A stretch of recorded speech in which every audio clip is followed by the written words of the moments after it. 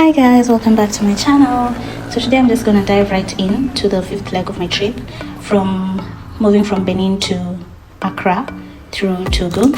Don't make the mistake I made. If you're gonna enter Togo twice, you need to apply for a multiple entry visa instead of a single entry visa, because what ended up happening was the bus ticket was covering the entire trip, but you have to stop at the border points, the Benin-Togo border and then the Togo-Accra border. So entering Togo from Benin is not a problem. The problem is leaving Togo, because they're going to wonder, like, why were you in the country with a single entry visa and you had already used it when you were coming from Ghana, you get. So we ended up spending too much time at the border and the bus was waiting. People were angry. People were angry in the bus because they had to wait for us. And we ended up paying the cost of another visa technically. So it's just not worth the hassle.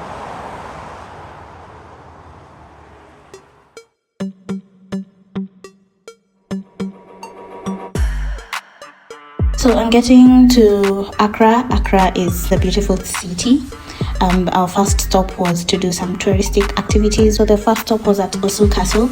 When you get there, you're gonna be assigned a tour guide, and they do it in groups. So if you've just arrived, you may find that there is another tour that is concluding, so you have to wait for another one to be assigned to you.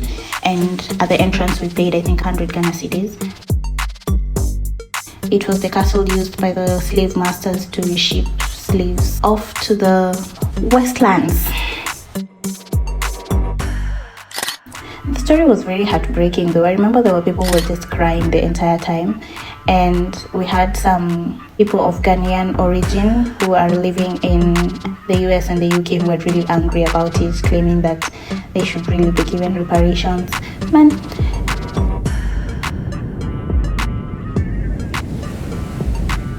just get yourself to Ghana. You'll understand they have a really rich history, and once you visit the country, like, you understand why they were among the first African countries to gain independence. Like, that country is very resourceful. They have a lot. At the castle, you'll be given a history of what it was like for the slaves to live in the dungeons. There were overcrowded places, and once you're inside, you feel like you're suffocating, like there's not enough air for you to breathe. So you can imagine living in a dungeon with too many people in one place. There is no room for you to go to the washrooms. The women were kept in the dungeons, and if you were on your period, like, you just had to stand over the trenches until your period was over. So apparently some women just opted to be pregnant year over year, so you would be kept out of the dungeons. Heartbreaking, man.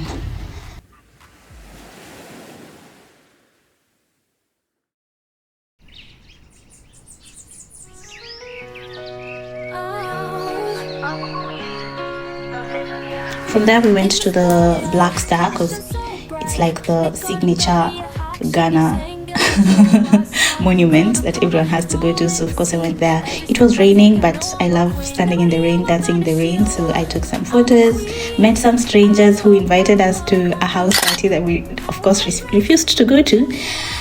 Yeah, and then in the evening we prepared for partying. We went to Polo Beach Club. Polo Beach Club is a very fancy establishment. Like, I remember getting there and I'm wondering, like, how are we supposed to afford this place? Anyway, we get there. They tell us that there was an entrance fee and we had to pay about 500 cedis. And then we get to the place. They tell us that you have to stand the entire night or buy a table. A table was gonna cost 50,000 Ghana cedis. Do you know how crazy that is?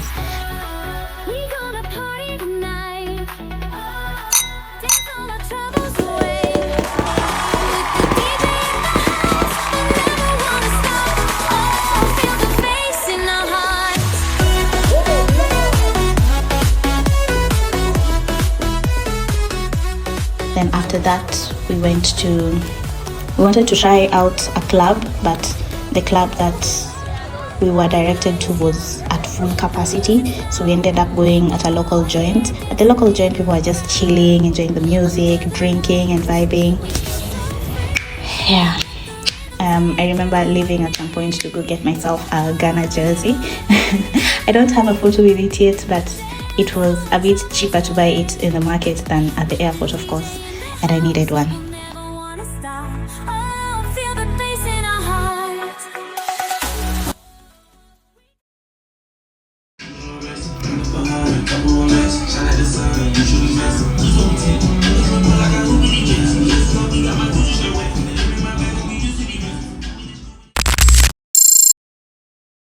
Next day was Afrofuture Day, which was the entire purpose of this trip. I promise this trip was planned around Afrofuture.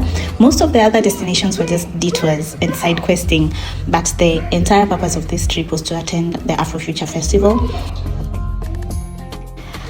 Got to the festival, the entry point was seamless. We didn't have a very long queue to have us ticketed and get our wristbands, so that was very seamless and energy free, but there was a lot of walking. And there was a lot of traffic. Let's go. Energy crew. Turn this shit up. Afrofuture. To the left, to the right, to the front with me. Go yeah yeah. To the right, to the front with me. Go yeah yeah. Just how it goes. I already know just how it goes. But I can't so low. Don't want no just leave me alone.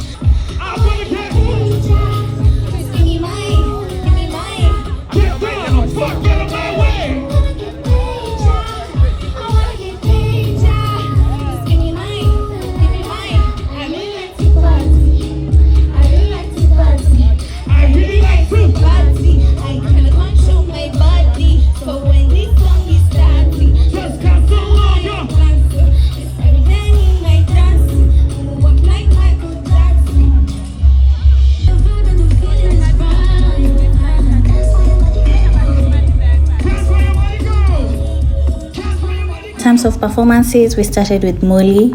The only song I know by Molly is Shake It to the Max. I expected Ghanaians to hype their girl up because it's like a homecoming, but the crowd was a bit too quiet.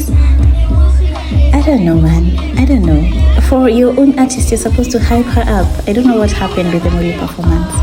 And then after Molly, we had a little break. And there were some guys who were dancing, like we had a vibe with them and they were the only ones dancing. And then of course the main act was Ashake for the first night of Afrofuture Festival.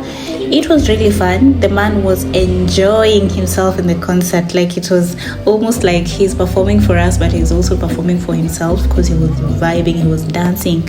I'm comparing this to the performance he had in Kenya, and the Afrofuture one was way better and the organization was way better.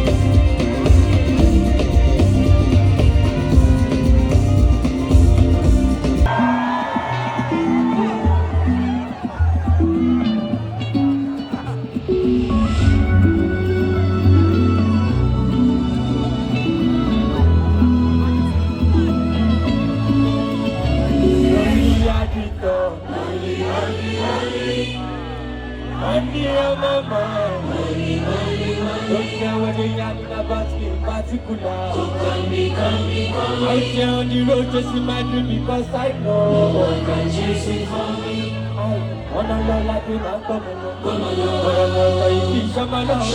If you want to let them come along, no they find anybody the money I want. But they hear what you people they do. Once you get a energy love. You see like when I want to get another one, I go take and do waiting I love. Waiting I love. Waiting I love. I go to Africa.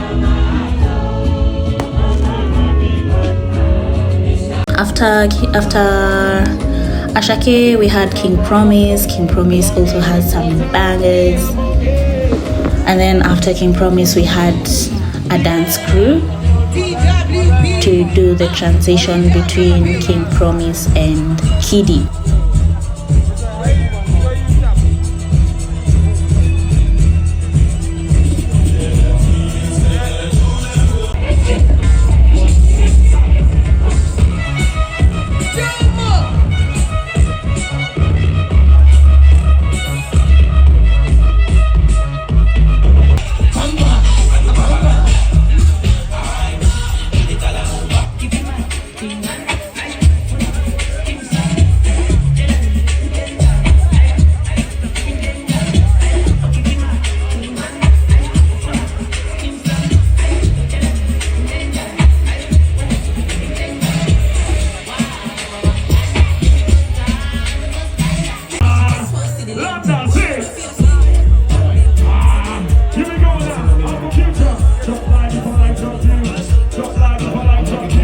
Kiddy also has some bangers. Like, I was just listening to the songs.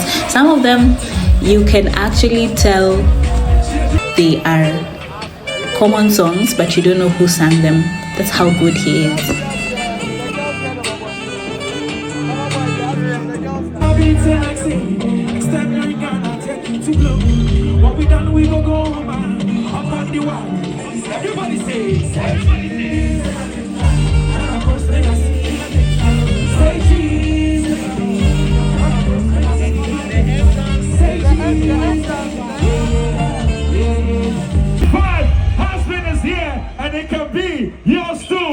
And then after Kiddy, we had Marvel. I kid you not, there are people who flew in specifically to watch Marvel perform. Pardon my arrogance, but before this festival, I didn't know who Marvel was. The only thing I know is the song Escaladesi, and I didn't even know that was the name of the song. I only had it playing, and I was secretly hoping for him to bring out Wizkid, but then girl can only wish for too much. Yeah, but that was the first night of Afrofuture Festival. After that, we had met some friends / acquaintances who were Ghanaian, but they had also flown in from different countries. They don't live in Ghana, but they had come in for Afrofuture. We went with them to the club. At the club, they were telling us that we had to pay an entrance fee of 500 Ghana cedis. In my head, I'm just thinking, are you mad? 500 Ghana cedis for club entry. Mind you, it was 5 a.m. So you're basically paying for 500 Ghana cedis to stay there for like 2 hours. And the sun is up.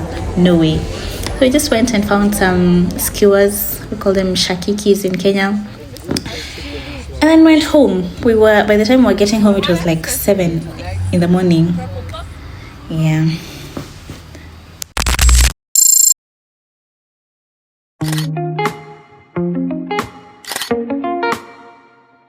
Two of Afrofuture.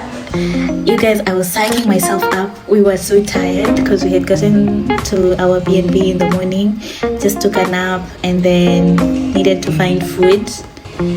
Yeah, so we get there.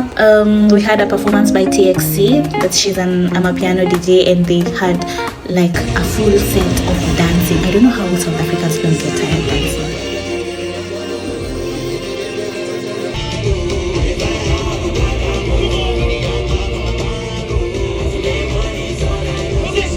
I think I got tired at some point.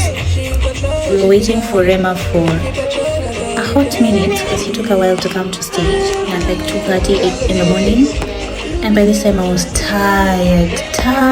I think I watched the performance for maybe just 20 minutes and my legs gave in, like my feet were swollen. Comparing night 1 to night 2, I think night 2 was more energetic, night 1 was more fun.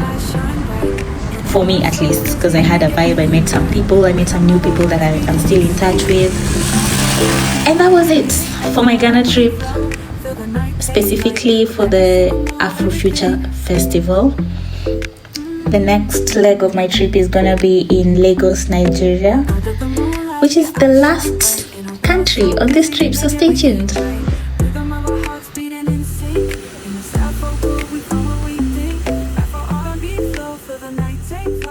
Every single move, everything